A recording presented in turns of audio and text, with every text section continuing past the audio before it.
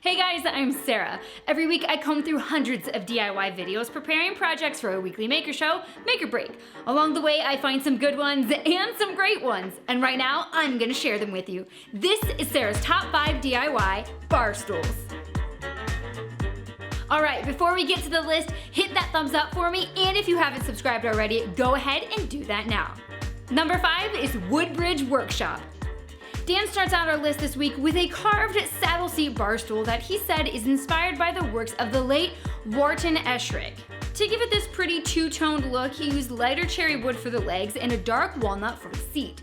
He used his lathe to turn the cherry wood for the legs, which was very therapeutic to watch. Then he used his grinder to start carving the chunk of walnut, and slowly but surely, a sculpted seat started to appear. Once he was happy with the shape of the seat, he carefully added the legs, glued them into place, he added the rungs, and let everything dry. After he added some clear finish to allow that natural beauty to shine through in that grain, this project was complete. Number 4 is the Rogue Engineer. What if you want some awesome bar stools but don't have a ton of time or money to make them? You follow Jameson's plans for these simple and affordable bar stools using 2x2s and 2x4s. He kept the curved pieces out on the bandsaw for every seat top piece, then glued them all together before he started the sanding process. The never-ending sanding process. After a lot of sanding to get those seats silky smooth, he moved on to the legs. These are made using 2x2s with some pocket hole joinery. Before he put it all together, he did make a pass with his router on the seat edges to really make sure that it was nice and smooth. Then he glued everything together, applied some pretty dark stain, and that's a wrap. These are done. And they didn't cost a lot of money. Win-win. Number 3 is DIY Montreal. So Rob and I have talked about using this technique for a project for a couple months now, and after watching Marie make a bar stool look this pretty with just plywood and a couple 2x4s, I'm really anxious to make fun patterns using plywood for, well, anything. Using strips of laminated plywood and flipping the pieces back and forth, she was able to make this chevron pattern for her bar stool seat. Now I'm always impressed with how she explains what she is doing.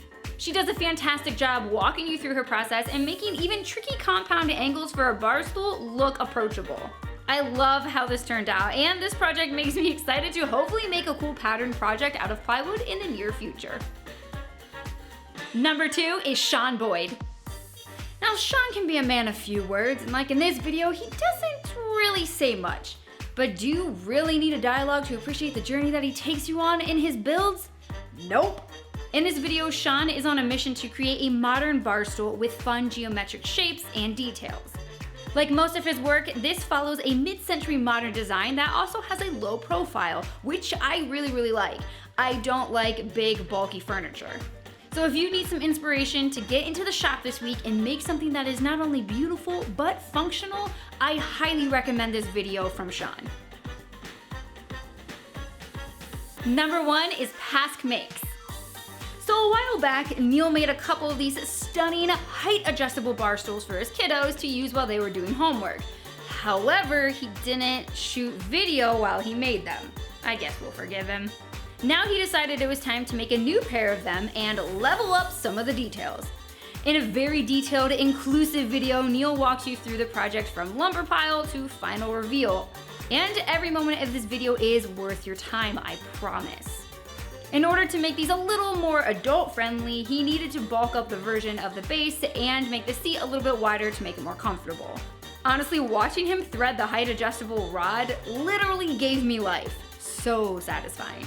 Neil, these are next level awesome. Thank you so much for making a second version on video. Alright guys, that's it. I hope you liked my list, but of course, if you found a project you think should have made it onto my list, leave it in the comments below and I will be sure to go check it out. Do me a favor and like this video, and if you have not already subscribed, go do that now and be sure to hit that bell so you don't miss any of our shows that come out during the week. You can catch me every Friday at 5 p.m. for the Power Tool Weekend Review with Rob, and every Saturday at 6 p.m. for our next episode of Make or Break. We'll see you then.